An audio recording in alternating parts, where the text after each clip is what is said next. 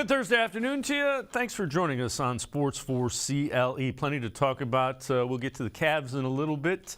The Browns getting ready to face the Houston Texans down in Houston. Deshaun Watson's first start for Kevin Stefanski and the Cleveland Browns. Met with the media to talk only about football-related matters, which is fair at this point in the season. I'm excited to be back. I'm excited to be back around my teammates.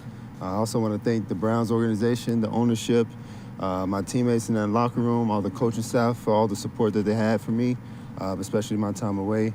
I also want to thank all my trainers, all my personal trainers outside when I was going away who helped me stay in shape, grind to put in the work so I'm prepared when I come back. Thank also T3 performance trainers who was out there throwing with me with my time away. I also want to thank all the Cleveland fans in the city of Cleveland for, embracing me, but also helping me adapt to the community. It's been awesome. It's been great, being out, going to dinner and social places, being able to hang out with some of the fans and interact with them. And I also just want to thank just everyone that's, been sending out some positive energy towards my way. And with that, let's welcome in Quincy Carrier from Untitled Unfiltered Brown coverage. And Quincy, there's a little bit of pop in everybody's step. I think everybody's kind of anxious to see what exactly this offense looks like with the guy. They gave up 3 first-round picks and gave him the big contract. There it is, right? The Browns pretty much, they sold the farm on Christmas, and now it's finally Christmas for them, right? They gave up a lot to get Deshaun Watson to be the quarterback of this team. They mortgaged a lot of this future for them. And now we're going to get to see what it looks like. And we know how anticipation can only build on top of itself. And the anticipation to see Deshaun Watson, we've waited 11 weeks at this point, on top of the offseason, right? If we count from March to December, that's an incredibly long amount of time to just see a guy play a game. So there's going to be a ton of excitement. A player of Deshaun Watson's caliber, and as a football player within player circles, he is thought of very highly. Like, you can't find a player who does not think that he is a top 5 quarterback, right? Like, he is up there when it comes to how players feel about different quarterbacks, which sometimes can differ from the media. And, they're excited. You get a guy that caliber. We would be excited if Myles Garrett was, for whatever reason, knock on wood, missed 11 games and then came back in week 12. We would be excited. Yeah. This is something that could mean more than even Myles Garrett, right? Yeah. Deshaun Watson touches the ball on every offensive play. The big question is, how rusty will he be after not playing for nearly 2 years?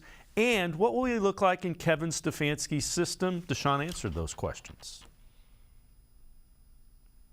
We'll have to see Sunday, honestly. Like I said, I don't want to, it might take time, it might not take time. I just want to go out there and do what I want to do, make plays as much as I possibly can.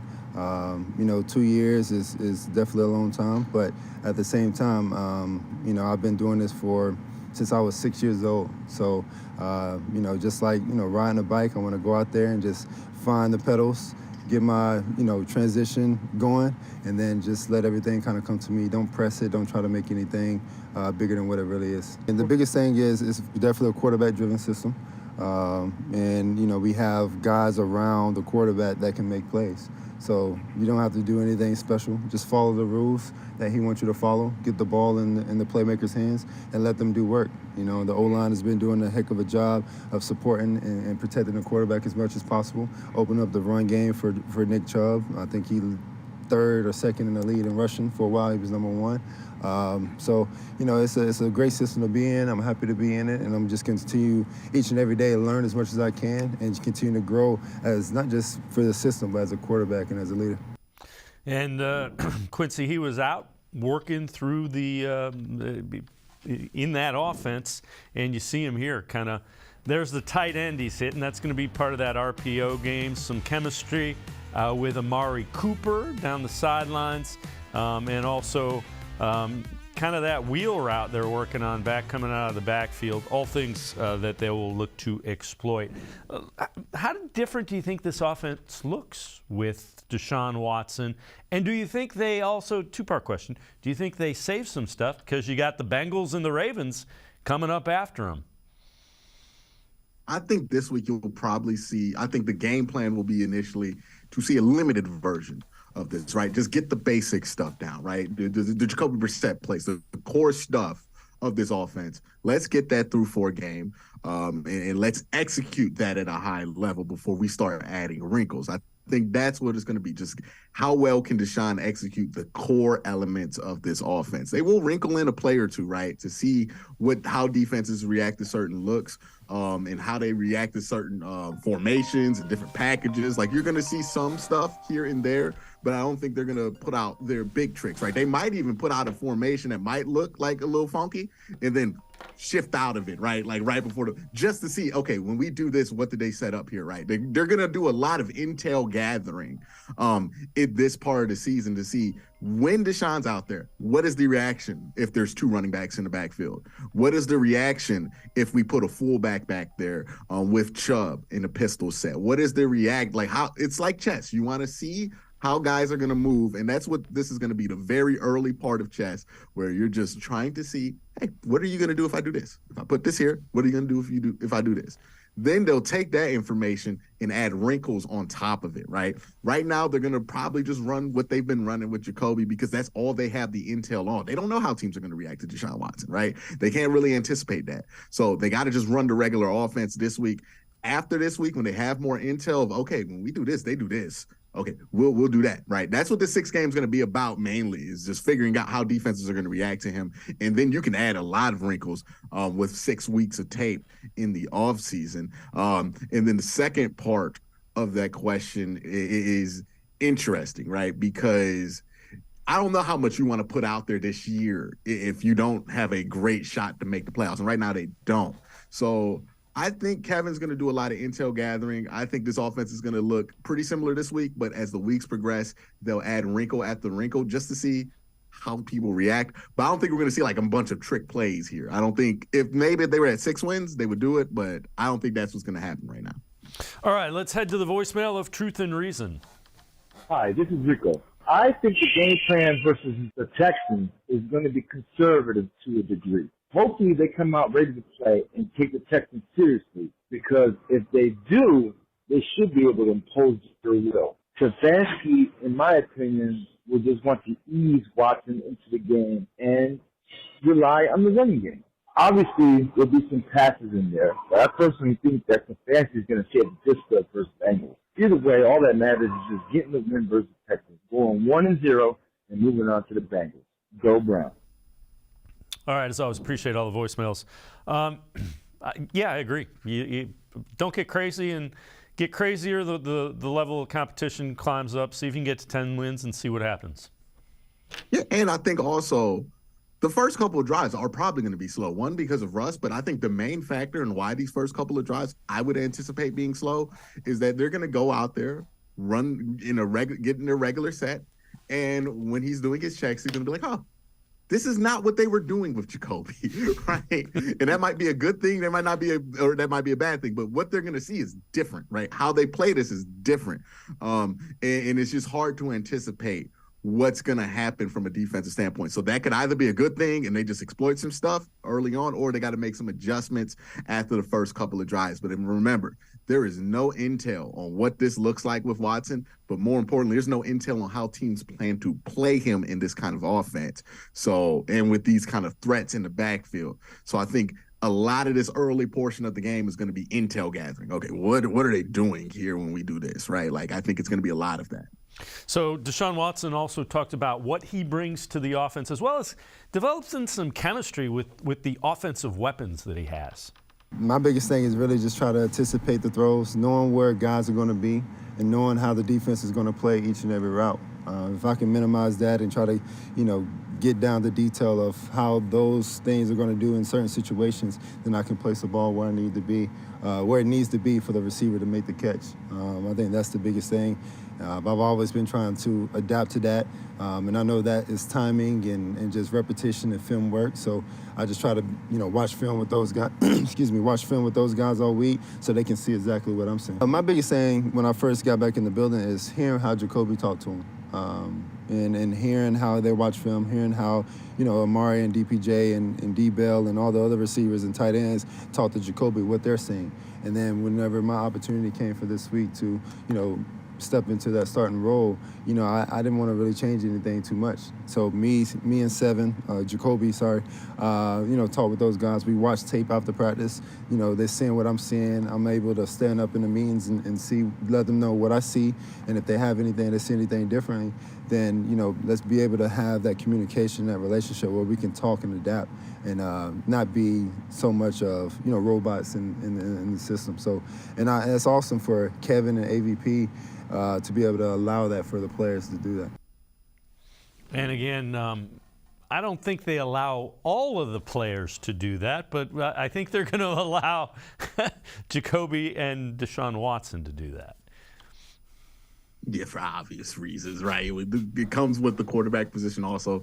When you make a certain amount of money, you have more responsibility inherently. It's going to be interesting to see what the difference is with Watson, what the energy level is going to be with him, what the energy levels is going to be like at NRG Stadium, right? With him coming back playing where he's been playing most of his career. So, yeah, there's going to be a lot of conversation. It's going to be a lot of intrigue on this game. And it's just going to be interesting to see how Watson handles this, right? Because this is a pressure cooker. Now, we have seen sometimes these pressure cookers can melt somebody, and it could be LeBron when he comes back to Cleveland and he puts up 40, right? Like, there are two sides to the hostile environment that he's probably going to receive and how athletes respond to that. And I think that's also going to be something interesting to watch, right? Because if he goes out there and has like an incredible game, I mean, it's going to be something that it's going to be a little awkward to cover, but it's going to be incredibly intriguing for the Browns' future if he responds to that moment well. Quincy Carrier from Untitled and Unfiltered and I are going to step aside, take a quick time out. Other side of the break, we'll head to the voicemail of Truth and Reason, talk a little bit about the defense. Sports4CLE will be back. Come back to go forward. Back to learning new things. Back to pursuing your dreams. Tri-C has flexible learning options to fit your life. And every year, more than 1,000 local companies provide Tri-C students with real-world learning. The right education can boost your lifetime earning power by hundreds of thousands of dollars. Start now with a college education you can afford. Tri-C, where futures begin. The Ohio Lottery Partners in Education program recognizes role model students and teachers from across Ohio. Nominations can now be done completely online. To nominate a deserving teacher or student, go to ohiolottery.com. In the About section, find Partners in Education. There you will find links to the nomination forms. Students, kindergarten through 12th grade, can be academic all-stars. Teachers can be honored as a Teacher of the Month. The Ohio Lottery Partners in Education, where stars shine. The Greater Cleveland Sports Hall of Fame celebrates the star athletes and notable sports figures who were born or have made their home in Greater Cleveland. It tells the story of discipline, commitment, perseverance, sportsmanship, and excellence in achievement. It encourages and inspires those who believe in sport and its direct impact on the well-being of our community. Go to clevelandsportshall.com or follow us on Twitter at GCLE Sports HOF for more details.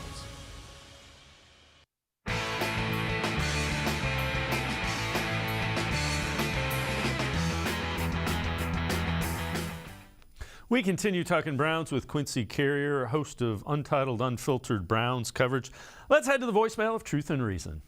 Everybody really keeps saying like that this defense is bad, but I really dissected how bad it is. Like Quincy said, it's so bad it's good. And I looked at the 49ers defense from the 2019 year that Joe Woods was there. They had Pro Bowlers the whole front four. And when I look at this front four for the Browns, we have Taven Bryan, Jordan Elliott, Myles Garrett, and Jadeveon Clowney. Now, Jadeveon Clowney and Myles Garrett are Pro Bowlers in their own right, but the interior is our weakest, and everybody keeps on saying it, and they're so weak that our back end can't hold up, and everybody sees it. In my opinion, I don't think that John Johnson really doesn't fit in our defensive system. He literally came from calling plays with the Rams to be sitting in the back, waiting. And I don't like that. And, our defense lacks creativity. So, yeah, we need to get rid of Wood.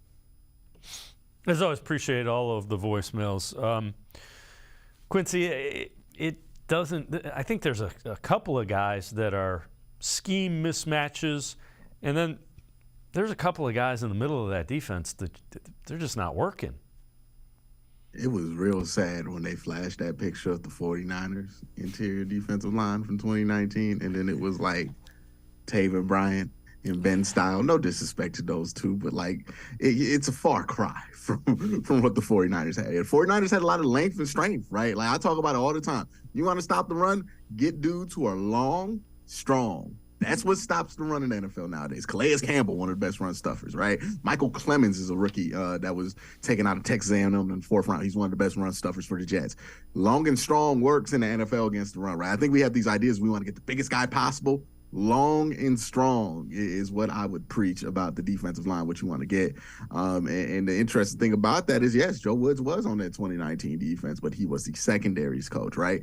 And that's where they chose to focus on, was the secondary, because that was the expertise of Joe Woods. And you have turned out some really good secondary players. I wish there was more of a focus on the defensive line, and I think this is a learning moment for Kevin Stefanski, where he has to now recognize, okay, when I do hire a coach, if he has an emphasis in one area, maybe I suggest a more experienced defensive line coach, right? So he can have more say in some of these decisions, so we can have better decisions being made at the end of the day, better personnel development at the end of the day, right? I think that's where they kind of did not set Joe Woods up for success, was he got inexperienced defensive line coaches who did not provide or who did not produce and churn out great talent at the position when it came to the draft picks. We weren't great at scouting them. We weren't great at developing them. And it kind of left this defense up to dry. And I think, hey, problem analysis would tell you probably should have got somebody more experience in that role. Look at the offense and look at the difference that a guy like Bill Callahan has made for that offensive line. You need to find something close to a Bill Callahan for your next defensive coordinator on that defensive line. And you should also recognize, when you got Myles Garrett, the defense goes through the defensive line, right? Like, I understand, but you got Myles Garrett. The strength is going to be the defensive line. Let's act like it now. I agree, without question. This is also interesting. CBS, NFL on CBS tweets out this. Players with 10 passes defended and a sack this season. There are 2 of them. Jalen Ramsey, who makes a lot of money for the Rams, and the Browns rookie Martin Emerson. That's pretty good company to be in if you are a rookie cornerback. A 3rd round rookie cornerback. You know what I mean? Like, you can make the argument, like, he's not Sauce Gardner level, right? Sauce has been incredible this year. But you can make the argument that maybe Martin Emerson might be the 2nd best corner in that class, and he was not the 2nd corner taken. He wasn't. Derek Stingley was the 1st one taken, I believe, right? In that draft class. So I'm just saying, Martin looks really good, right? And I think that's been something that Joe Woods has done. He's put him in situations to be successful, situations to be physical. If you notice, Mike Evans is somebody that he was one-on-one with. Remember, if we go back to the Chargers game when Martin Emerson had another standout game, who was he on? Mike Williams, right? Those bigger, more physical guys that have wreaked havoc on Denzel Ward and smaller guys like Greg Newsome in the past, they don't wreak as much havoc. T. Higgins, another one, right? Used to wreak havoc on us. But he doesn't anymore because now we have a corner that can match up strength to strength with them. So that was a brilliant draft decision. It's getting Martin Emerson, because now you can match up with physical receivers, and you have 2 of the best finesse corners in football if you want to throw at those finesse guys. And now you're ready for all types of wide receivers, right? Guys like Mike Evans used to give us problems. Mike Williams gave us problems in 2021, in 2020, right? Like, he gave us problems with a capital P. You put Martin Emerson out there, all of a sudden, you can get those stops because now you have somebody with the length and the strength. I'm going to have to make a T-shirt. The length and the strength to defend those long and strong guys. All right, let's head back to the voicemail of Truth and Reason. I think I found somebody who would be a perfect defensive coordinator, and that's Jim Leonard. And I think that the way how he connects with his football players, I think it's really, really special. So I think he'll be a great DC for the Browns. All right, was the interim head coach at Wisconsin. Luke Fickell got that job. I would rather have a veteran guy. I'm with you. I want the Bill Callahan of the defense. Well, I mean, it's all about if you hire Jim Leonard to be the defense coordinator, it's all about who you hire or who you have him hire to be his assistants and his staff, right? Like, does he have the part of this is like, hey, does Jim Leonard have the connections to get some experienced guys? Because sometimes you do, right? Who would have thought Mike Pettin would have been able to get Kyle Shanahan on his staff? I don't know how that happened in 2014, but somehow Mike Pettin had that connection. That's pretty much why Mike Pettin got hired back then. So it's about the connections. Who does Jim Leonard know? Because if he's going to come here and say, hey, I'm going to bring a bunch of dudes from Wisconsin to be the assistant coaches, no, thank you. We've done that, but I do like his profile. I do like that he's a former player and all the things he did at Wisconsin. It's a different game in the NFL, but he's been an NFL veteran for a very long time. Special teamers, long-time special teamer. He's been in Cleveland. And, if we need somebody to return a punt, Jim Leonard is 100% one of the greatest all-time possession punt returners in NFL history. Remember we was having all those problems and Jim Leonard was on the team? Nobody could catch a punt, and they just threw Jim Leonard back there. Catch it fairly and don't move. That's all Jim Leonard. He could coach special teams. Honestly, that's all we need on special teams. If Jim Leonard wants to do that too, so maybe let's not limit ourselves to Jim Leonard being on this staff as a defensive coordinator. Maybe he could be the special teams coordinator because again, his expertise in the NFL was special teams. I don't think that would be a tricky transition for him. And Jim Leonard, if you are tired of the risk we take on these return games, I promise you, Jim Leonard will get that ball to the 25 every time it is possible to get it to the 25 because that was his game. All right, before we go to break, let's listen. Lovie Smith, head coach for the Texans, talked about what he has seen from the Browns. A challenging team coming in. I know they're adding Deshaun to the mix offensively, but without him, their offense has really put up yardage, have an excellent running back, one of the top running backs in our game. They have at least one number one receiver, good tight end, good offensive line. So that would be a challenge to stop the run. We have played the run. Last couple of weeks, we played the run better, which is a good thing. Seems like we're trending in the right direction. We'll need to play our best game, of course, this week. And on the other side of the ball, two first-round draft picks at the defensive end position. Myles Garrett is as good as there is in the league, I think. So it'll be a tough challenge for us. Quincy, what he's saying is we just don't match up well with this team. That's Lovie Smith saying we just don't match up well with this team. Yeah, he basically said they really good. We'll see what happens. They got talent. We don't, but it's football. We might, it seems like it's a very workman approach to that press conference there. But I understand the dilemma he's in. I mean, there's only so much game planning you could do for a dude like Myles Garrett, right? If you don't feel like you can match up. Luckily for the Texans, they have somebody in Laramie Tunsil who is athletic, right? Who can be on. Myles Garrett has gotten to Laramie Tunsil because, again, Myles Garrett's one of one when it comes to athletes at that edge rusher position. But Nick Chubb, it's going to be tough, right? I mean, stopping the run's tough in the NFL, even if you have issues, and then they're stopping Nick Chubb, which, hey, a couple of teams have done it this year. But with Deshaun in there, that adds a different element. I'm interested to see how Lovie Smith is going to try to counter that. Is he just going to be ultra aggressive and say, hey, maybe he's so rusty that he can't adjust quickly, so we're just going to blitz him?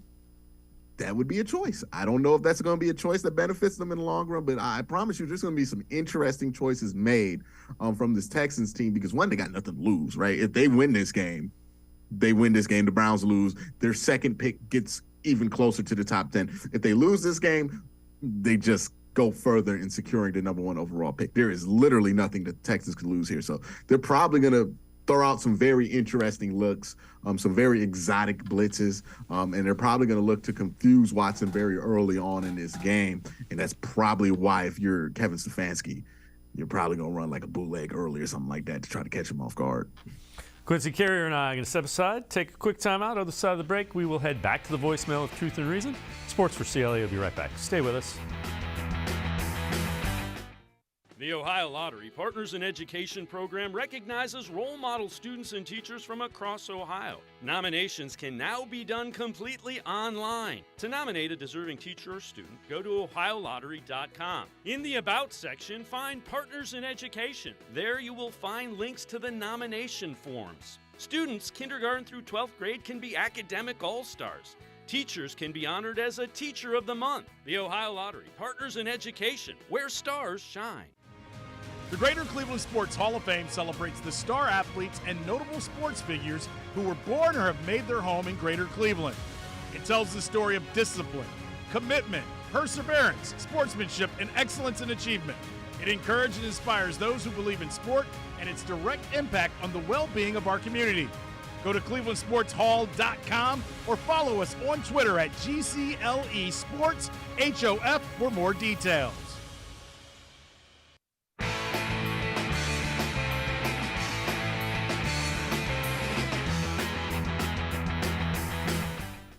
We continue talking Browns with Quincy Carrier from Untitled and Unfiltered Browns coverage. Let's head back to the voicemail of Truth and Reason.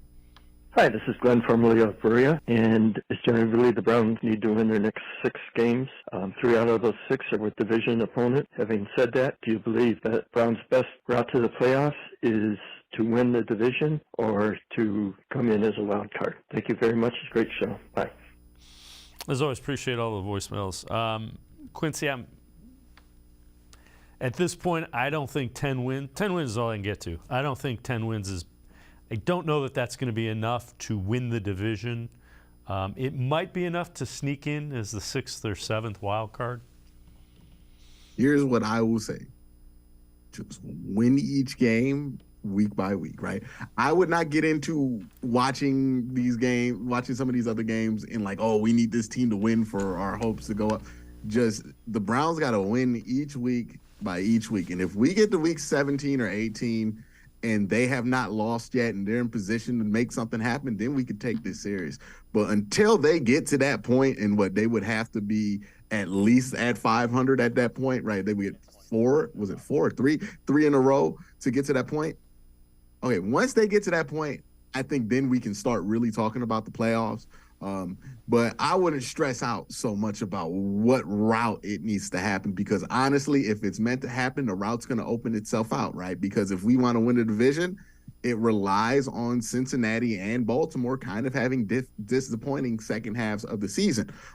If the Browns want to get in and sneak in like Pittsburgh did with 9 wins into the wild card, it's going to depend on who fumbles at the end of the year. So again, I would advise Browns fans to just enjoy each week for what it is, right? If you got to go 1-0 for 6 weeks straight, that's not easy to do. That's very difficult. And if we get to 1-0 for 4 or 5 weeks straight, all right, now it's serious. There's a serious path that we can watch. But I wouldn't stress myself out or advise anybody stress themselves out trying to figure this out right now, right? Because right now it's hypothetical. It's very hypothetical. Yeah, without question. All right, this we'll get hypothetical, though. NFL Total Access, NFL Network. Michael Robinson on what he's expecting from the Browns here with Deshaun Watson. I am. I mean, just because it looks like they're right in the thick of things. What are they, 4-7 right now? They're 3rd in the division. When I look at the team that's leading their division, the Baltimore Ravens, they can't hold on to a lead. They're having problems finishing games. I think Cincinnati will win that division. And then you look at the wild card division that they're competing against. You talk about the Indianapolis Colts. You talk about the Raiders. You talk about the Chargers. Guys like that. I think this team really has a chance. They can run the football. They control the line of scrimmage, right? And imagine this run game with now a quarterback that has some legs and some movement ability and that supreme arm talent and Deshaun Watson. The RPOs open up. The read options open up. I just think this offense opens up with Deshaun Watson and that quarterback. But I will have to say this. It's on Kevin Stefanski and the offensive play caller to make sure that they call a game to protect Deshaun from himself. He's playing against his old team, the Houston Texans. There's going to be a lot of emotion. He hadn't been on the field in a long time. He's going to want to show everybody that he's worth that fully guaranteed contract that everybody was talking about, right? He's going to want to do that. So you got to call a game to protect him from himself. Run the football, be explosive in play action passing, and don't make Deshaun Watson the entire show. Make that running game in that line of scrimmage the show for this offense. I can't argue with that, but you also have to call what the defense is trying to take away from you as well. Yeah, you got to call the game like you would any other quarterback, right? You can't just go in there thinking, hey, Deshaun, he's only going to get set amount of throws or whatever it is. You just got to call the game as naturally as it flows out. I think in a perfect world, that's what Kevin wants to do, but we don't live in a perfect world. We live in the world that we live in, and sometimes stuff works out, sometimes it doesn't, right? So I think that's going to be what dictates the game is how the flow goes. And honestly, it's about the defense too. What situations are they going to put the offense in? What situations are the offense going to put the defense in? So I think a lot of these things are up in the air because the game clearly has not happened yet. And we'll see what happens with Watson. But he's not wrong. Like, all the pieces are there for the Browns to make a run. The schedule is not that difficult. You have a bunch of division games left. And you have an extremely talented team that has underachieved so far that is kind of due for a run. Yeah, I would agree wholeheartedly. All right, take a look at this. This is kind of interesting as well. So we keep talking about how good Deshaun Watson is. He has the second highest career passer rating in NFL history, 104.5. So let's go down this road. What do you think the Browns' record will be with Deshaun Watson these last 6 games? Again, the defense has proven itself not to be trusted. So I'm not 100% anyway. The only thing I'm 100% about with the Browns is I truly believe it would be difficult for them to go anything less than 3-3. It would require such a bad defensive play that can be inexcusable at that point. So I think 3-3 is the floor. I think 4-2 is the most likely scenario, but I don't think it's unlikely that they can go 5-1 or 6-0. I think that's about. I think I put it at like 40% that one of those two things can happen. I don't think it's unlikely at all. I think it's kind of a toss up between 4-2 and going better than that, right? I think that's all about how the defense plays. Does Deshaun Watson being out there change things? Does Perion Winfrey continue to take some steps that he made? Does Ben Style continue to make some steps that he made? Taven Bryan, does he play well like he did against Tampa Bay again? Things like that are going to matter when it comes to determining what's going to happen with this team record-wise, because Deshaun can't fix everything. But, I mean, he can fix a lot. Quincy Carrier and I are going to take one more time out. Other side of the break, we'll head back to the voicemail of Truth and Reason, focus in a little more specifically about the upcoming game with the Texans. Sports4CLE will be right back. Stay with us. The Ohio Lottery Partners in Education program recognizes role model students and teachers from across Ohio. Nominations can now be done completely online. To nominate a deserving teacher or student, go to ohiolottery.com. In the About section, find Partners in Education. There you will find links to the nomination forms. Students kindergarten through 12th grade can be academic all-stars. Teachers can be honored as a Teacher of the Month. The Ohio Lottery Partners in Education, where stars shine. The Greater Cleveland Sports Hall of Fame celebrates the star athletes and notable sports figures who were born or have made their home in Greater Cleveland. It tells the story of discipline, commitment, perseverance, sportsmanship, and excellence in achievement. It encourages and inspires those who believe in sport and its direct impact on the well-being of our community. Go to clevelandsportshall.com or follow us on Twitter at GCLE Sports HOF for more details.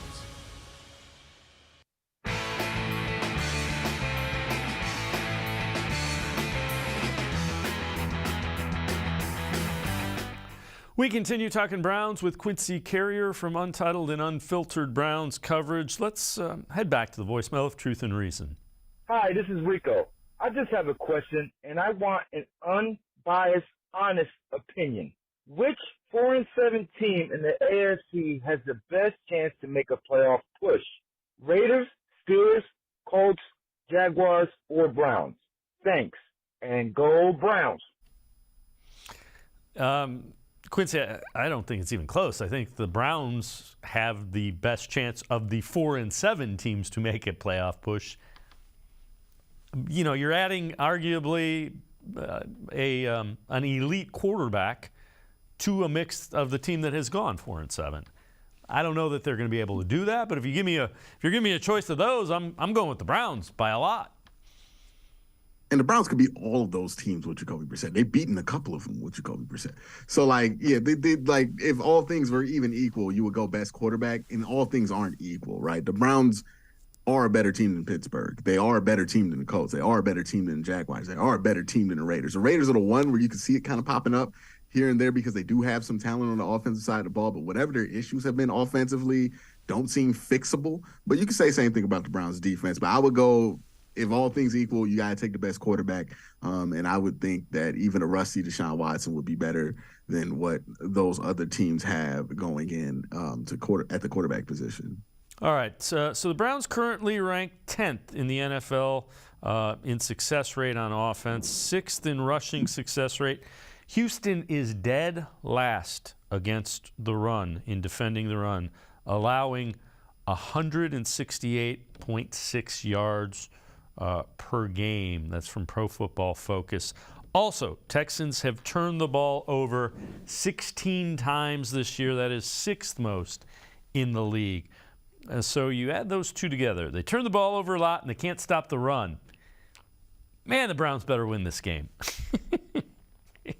This is when you're expected to win, right? And it's going to be one that's going to be, I mean, if you lose this game, it's going to be very embarrassing for you. So you got to win this game. I think everybody in there understands that this is a game that they have to win. This is a game that they should want to win, given who's their quarterback right now. So, again, we're going to find out a lot about this team, right? It's going to be a high-pressure kind of game here because I'm anticipating that crowd to be pretty hostile, right? Everything I've heard from Houston is that, no, they're still mad. So they're going to be a pretty hostile environment there. We know what those hostile environments are like. We're one of the fan bases that are uniquely used to this, right? Because we have seen this so many times in basketball that, like, when it happens in other places, we're like, oh, yeah, y'all got what we had before. And we were like one of the first big, revenge game sites for a player of that caliber. So we know what these environments are like. We know that they're going to feel like a playoff game.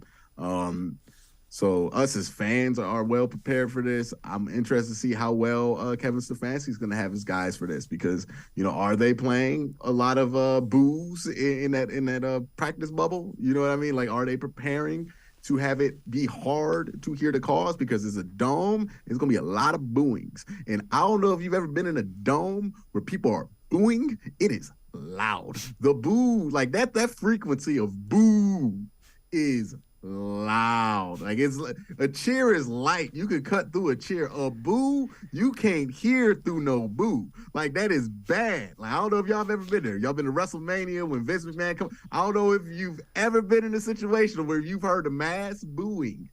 It is loud and it is hard to hear other people because the boo is the exact same frequency as your voice. It's hard to hear or make out noise there. All right, offensive coordinator Alex Van Pelt about what Watson can mean to the offense. Oh, absolutely. I think we do some good things on offense. Don't want to lose that. Getting the ball in our playmakers' hands. Deshaun being one of those now. So finding ways to utilize the talent that's available, I think, is what we've always strived for, and put those players in the best position to be successful. And again, Quincy, I think the thing that he slipped in there, you now have a playmaker at quarterback. That's something the Browns haven't had. It's interesting, and this is why I could tell that I'm pretty confident that what they have seen in the enclosed parts of these practices during the last month when he's been practicing has been pretty good, is because whenever you hear about a quarterback change, even when of this caliber, right, usually players say the same exact stuff, right? Hey, Jacoby held it down. We're excited to see what Deshaun Watson could do. That being said, it's the same game plan.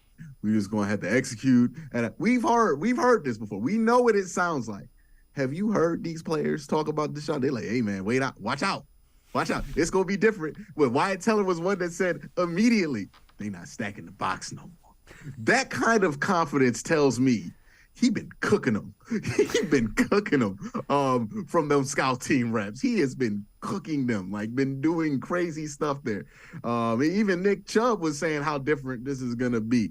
If he had not been looking good in those scout team reps, I promise you the confidence wouldn't be there. But that confidence that they have there, even when Deshaun mentioned, hey, I don't know how rusty I'm going to be, he had a little smirk on his face. If you go back and watch the video, like, hey, I don't want to put out too many expectations because he been cooking them too. I'm just telling you the context clues of the situation. It seems as if he has been having good practices for the last month. Yeah, I would agree. Something that is concerning, David Njoku, again, unable to go today. Second straight day he didn't practice.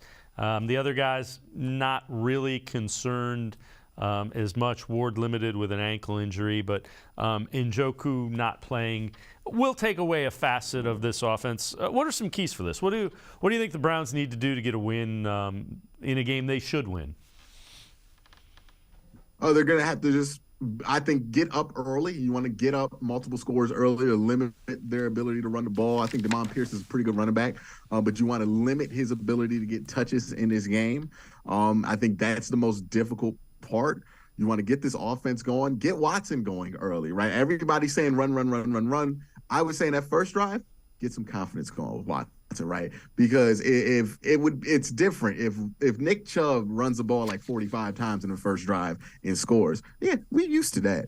But if Deshaun Watson makes a couple of plays on that first drive and then the Browns score, all of a sudden the excitement's different. Right, we know it's different. We have been there before, right? With Baker Mayfield when he first came in, he's like, "Oh, he made a play, and all of a sudden the excitement jumps when he's a part of that drive. So get him started early, make his life easy early, right? And you have the benefit of the script early to get him some things that he's going to be well prepared to do, right? Some screens, some easy throws. You just got to give him his layups early, right? Maybe you want to run an RPO early where he can run because, hey, running the ball, it's hard to be rusty running the ball, right? Get him involved early. Get him started going on the easy stuff to get the confidence up of the team and himself. And go up early, execute in the red zone and all of these things, and you will be fine. Do not turn the ball over a ton. Do not let the Texans get up by like 7 or 10 points. You cannot do that because then they're in their game. They're going to be able to run on you. You're going to be playing catch up. You don't want to get there. Get up early, take this serious, and eliminate the crowd noise, right? Like that's the way you can deflate the crowd. Long scoring drives of consistent good plays by Deshaun Watson. They're gonna get tired eventually of watching that. So take the crowd out the game early, take advantage of things early, get up early in this game. Do not let them feel like they can win in this first half. If you do, you unlock the monster because they're gonna have the juice of the crowd going for them. And they're gonna be playing their best football of the year on you if you let them feel like they can stay in this early. And that crowd's gonna be excited. You need to get the crowd out of this early. The sense of urgency needs to be there early. Get up early. Eliminate all hope as soon as possible because then you take that crowd out, and that crowd is gonna be what propels them to propels that team to play up to the level of the Browns. So yeah, I killed the crowd early. Quincy Carrier, great stuff as always. Appreciate the time and the insight. Thanks very much, Quincy. No problem, Dave. Thank you for having me. All right, Quincy Carrier, make sure you check him out. Unfiltered, Untitled Browns coverage, really good stuff. We're going to step aside, take a quick time out. We turn our attention to the Cavaliers. Improved to 9-1 at home yesterday. Chris Fedor will join us. We're talking Cavs when Sports4CLE continues. Stay with us. Come back to Go Forward. Back to learning new things. Back to pursuing your dreams. Tri-C has flexible learning options to fit your life. And every year, more than 1,000 local companies provide Tri-C students with real-world learning. The right education can boost your lifetime earning power by hundreds of thousands of dollars. Start now with a college education you can afford. Tri-C, where futures begin.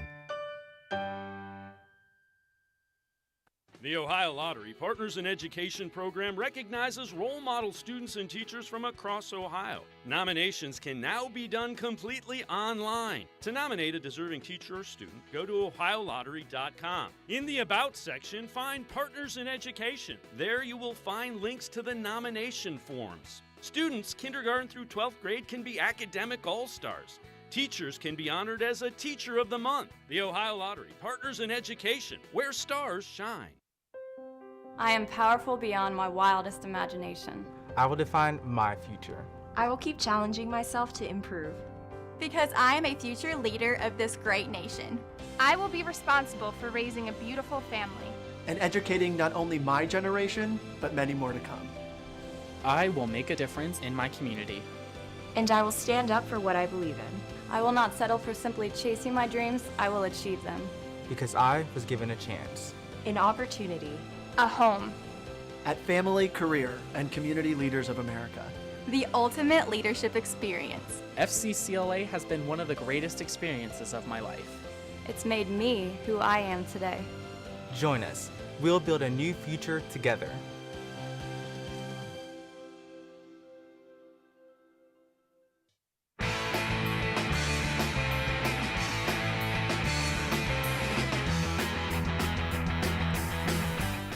We turn our attention to the Cleveland Cavaliers, 14-8 on the year, and let's take a look at this note. They are now 9-1 at Rocket Mortgage Fieldhouse this season. Best home start since 2016-2017, when they were also 9-1. Also allowed an opponent season low 85 points last night against a pretty good Philadelphia 76ers team with Joel Embiid. Let's welcome in Chris Fedor, Cavs beat reporter for the Plain Dealer, cleveland.com. Chris, how about the way they came out and played without Jarrett Allen, without Kevin Love? It was pretty impressive, Dave, because as you have seen last year and at times this year, the Cavs are a very, very different team without Jarrett Allen. He is involved in so many facets of what they do on the offensive end and on the defensive end. Like defensively, with him on the court, they are the #1 defense in the NBA. Without him on the court, defensively, they are middle of the pack. That's a drastic difference. He's also involved in everything that they do offensively because they're so pick and roll centric, and he's such a great pick and roll player. So for them to have that kind of performance against another Eastern Conference contender, coming off a road trip, no Jarrett Allen, no Kevin Love, no Lamar Stevens as well, who has been big to that new look starting lineup. It was a big, big step for this team. And I thought a big step in the evolution of Evan Mobley specifically. So now they sit at 14-8, third in the Eastern Conference. See, the Bucks are ahead of them by a couple of games. 4 games behind the Celtics. Now, they do own 2 of those 4 Celtics losses. That's how good the Cavs have been. Also, let's listen in head coach J.B. Bickerstaff on Evan Mobley taking on the challenges of playing bigger centers in the absence of Jarrett Allen. It's growth for sure. I think if you think back to last year, what he did when he played at that spot, I think he was really good then. I think he's a really good basketball player, no matter what position you put him at. But he's a competitor. And I think sometimes, his calm demeanor can fool us. But I don't know anybody who has the fire that burns, hotter than his when it comes to competition. And he's not afraid. Like he's willing to take any challenge that we put in front of him. Embiid is, MVP caliber, one of the best centers in the game. And Evan went out and accepted the challenge. And Chris, we play that because we're setting up. You wrote an article about how he matched up against Joel Embiid. Take us through that and what impressed you. Well, that's not the matchup that's supposed to be favorable for Evan. So we can start there. He's 6'11", he's 215 pounds. Embiid is a 7-foot monster, 280 pounds. He's more seasoned, he's experienced more, he's got more tools in his toolkit at this stage of his career. And those are the kinds of matchups, either last year or earlier this year, that Evan has struggled with. If you think back to the Minnesota game, which was Evan's worst performance all year, he couldn't get a shot off against Rudy Gobert, and he couldn't handle himself defensively against Rudy Gobert and Karl Anthony Towns. So for him to have the kind of success that he did against Embiid in the kind of matchup that isn't suitable for his current skill set, if we're being honest, Evan Mobley is a power forward in the NBA right now. Maybe in the future, he's going to be a full-time center, and that's something that the Cavs will have to figure out. But right now, the way that he's built, the way that he plays, he's not a center. Joel Embiid is a center, the most dominant center in the entire NBA. And for Evan to limit Embiid to 2 of 6 shooting in their head-to-head matchups while guarding Embiid, give him 0 post-ups, and hold him, along with the Cavs defense, to 19 points, his second lowest point total all year, and his second worst shooting percentage all year. I thought that was a big, big step because greatness is doing it over and over and over again. Greatness is sometimes doing it in situations where you're supposed to be uncomfortable. So for him to look as comfortable as he did at both ends of the floor last night against a player like Embiid, who has many, many advantages over him, it just goes to show, Dave, that there are very few things, even as a 21-year-old kid, there are very few things that Evan Mobley can't do. I agree, and you touched on it there. He's 21. He's only going to get better and figure it out more and more. All right, before we go to break, let's head to the voicemail of Truth and Reason. As for the Cavs, why can't they seem to get it together when one of their players is down? I've noticed when Jarrett Allen is down, they are a team like a deer in the headlights. They don't know what they're doing. They are just starstruck.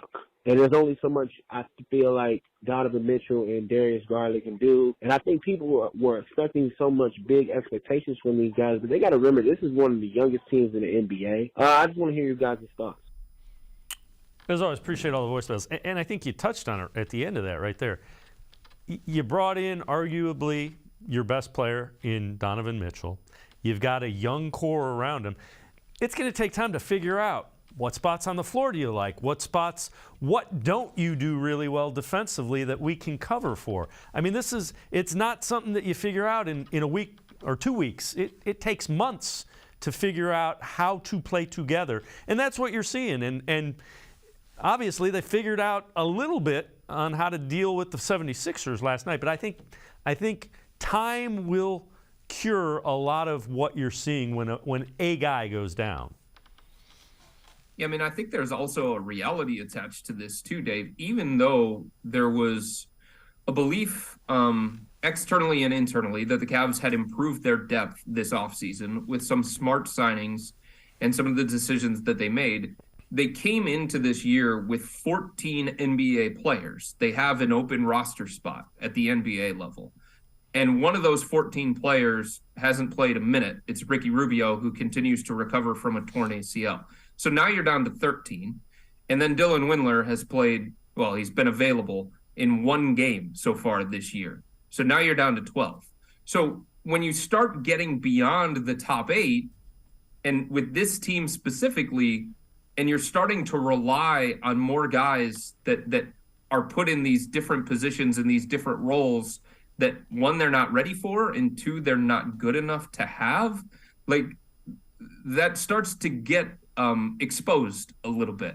You know what I mean? Like, if you're starting to ask Robin Lopez to give you 20 to 25 minutes as opposed to 10 to 15, it's not going to look as good. If you're going to ask Isaac Okoro to give you 30 minutes as opposed to 15 to 20, he's going to get exposed and the Cavs are going to get exposed. And there's that domino effect that they feel every time somebody goes out of the lineup and somebody else is called on to do something that they're not as comfortable doing or not yet ready at this stage of their career to take on. Yeah, I would agree wholeheartedly. And you know what? They will figure it out and evolve because they are that young, and they do have some really interesting pieces. Chris Fedor and I are going to step aside, take a quick timeout. Other side of the break, a huge second quarter yesterday. We'll take a look at it historically. Also, a little bit more in-depth about what's going on with the Cavs. Chris Fedor, Cavs beat reporter, and I will return after this timeout. The Ohio Lottery Partners in Education program recognizes role model students and teachers from across Ohio. Nominations can now be done completely online. To nominate a deserving teacher or student, go to OhioLottery.com. In the About section, find Partners in Education. There you will find links to the nomination forms. Students kindergarten through 12th grade can be academic all-stars. Teachers can be honored as a Teacher of the Month. The Ohio Lottery Partners in Education, where stars shine. The Greater Cleveland Sports Hall of Fame celebrates the star athletes and notable sports figures who were born or have made their home in Greater Cleveland. It tells the story of discipline, commitment, perseverance, sportsmanship, and excellence in achievement. It encourages and inspires those who believe in sport and its direct impact on the well-being of our community. Go to clevelandsportshall.com or follow us on Twitter at GCLE Sports HOF for more details.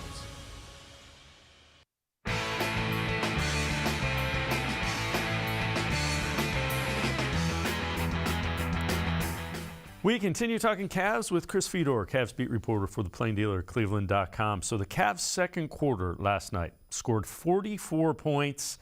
They were 16 of 17 from the field. That's their highest field goal percentage in a quarter since play-by-play data was tracked in 97-98.